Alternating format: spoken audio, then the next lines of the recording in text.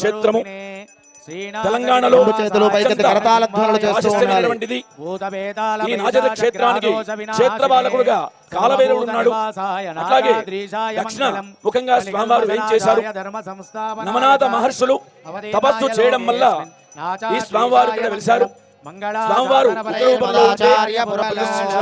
అందుకే నాచగిరి లక్ష్మీ నృసింహ గోవింద లక్ష్మీ నృసింహ గోవింద గోవింద గోవింద గోవింద. అందరూ హారతి 3 మార్లు కళ్ళగద్దుకోండి. ఆ లక్ష్మీ నారసింహ వారికి స్వామివారికి నమస్కారం చేసుకోండి.